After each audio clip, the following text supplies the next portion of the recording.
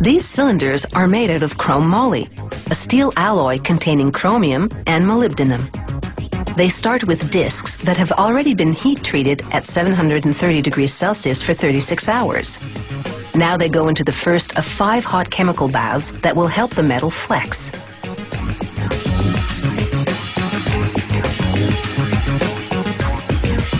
After a quick drying period, each disc moves over a die.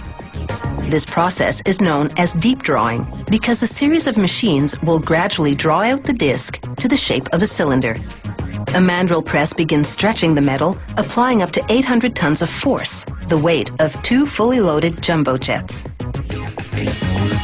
Shaping the cylinder from just one piece of metal means it'll be seamless, and that's a key safety feature.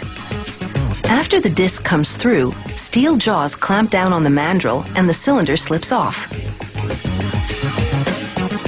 Now another press stretches it even more. This machine applies 250 tons of force to continue forming the walls of the cylinder. That liquid is a coolant to prevent overheating. The cylinder goes through as many as 3 presses, each one stretching it another 60%. This press forms the closed bottom end into a concave shape. That reinforces the base, helping the cylinder withstand up to 1,000 times more pressure than a can of cooking spray.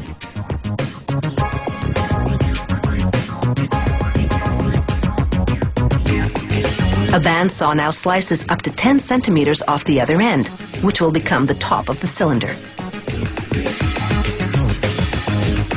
Next, a torch heats that end to 982 degrees Celsius for 90 seconds.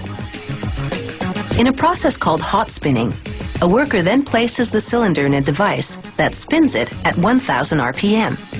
As the torch maintains the temperature, the machine shapes the edges of the searing hot metal into a curve. In this way, the machine gradually closes off the top end and shapes 2 rounded areas called the shoulder and neck. Making these areas curved is the best way to contain pressurized gases. Curves spread out the stress on the metal. A sharp corner would focus the stress in one spot. The only exit for gases will be through a valve at the top.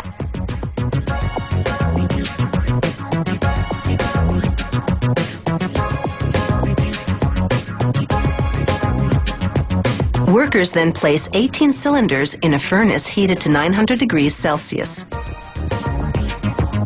After 90 minutes, a machine then dunks them in a chemical bath to cool for 6 minutes. The cylinders are then reheated to 650 degrees Celsius for 90 minutes, then left to cool for 2 hours. These transitions between hot and cold, a process called tempering, strengthen the metal and make it somewhat flexible.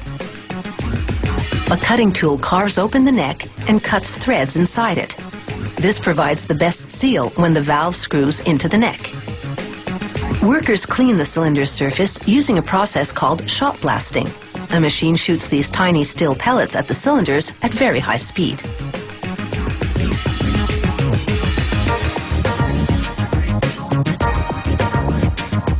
They test the cylinder by filling it with water. Then they seal it off and immerse it in water. The machine then adds more water to the cylinder and gauges how well it withstands the extra pressure. They rinse the inside with hot water, then dry and clean it by blowing in some purified air. Next, a hydraulic press indents the shoulder of the cylinder with legally required markings, such as the manufacturing date and the serial number. A machine then stretches a steel collar over the neck.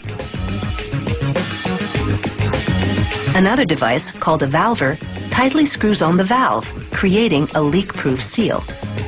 After a trip to the paint shop, these high-pressure cylinders are ready to be filled and keep it all under control.